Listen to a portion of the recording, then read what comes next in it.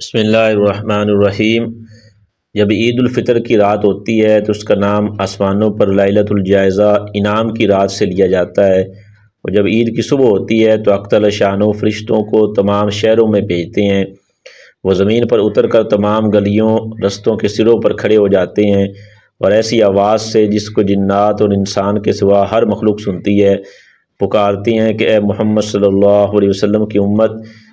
اس کریم رب کی درگاہ کی طرف چلو جو بہت زیادہ عطا فرمانے والا ہے اور بڑے سے بڑے قصور کو معاف فرمانے والا ہے۔ پھر جب لوگ عیدگاہ کی طرف نکلتے ہیں تو اختل شانوں فرشتوں سے دریافت فرماتے ہیں کیا بدلہ ہے اس مزدور کا جو اپنا کام پورا کر چکا ہو۔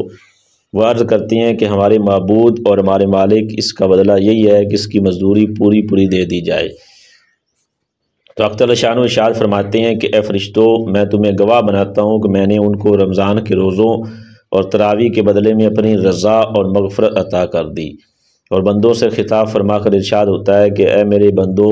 مجھ سے مانگو، میری عزت کی قسم، میرے جلال کی قسم،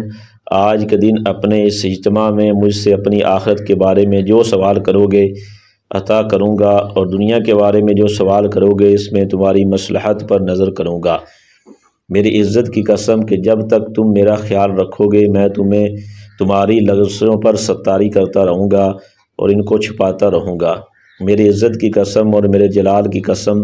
میں تمہیں مجرموں اور کافروں کے سامنے رسوا اور فضیحت نہ کروں گا۔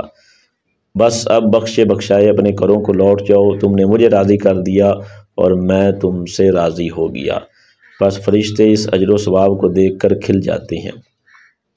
نبی کریم صلی اللہ علیہ وسلم کا ارشاد ہے کہ جو شخص ثواب کی نیت کر کے دونوں عیدوں میں جاگے اور عبادت میں مشغول رہے، اس کا دل اس دن نہ مرے گا جس دن سب کے دل مر جائیں گے،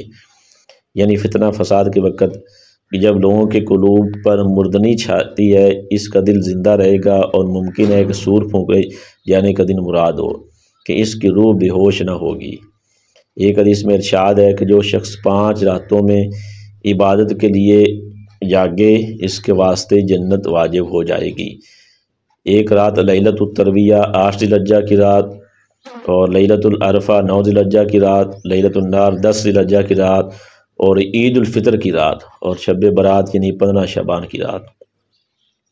اللہ جل جلالہ ہمیں عید کی رات کی قدر کرنے کی توفیق دے اور غفلت سے بچائے، آمین یا رب العالمین۔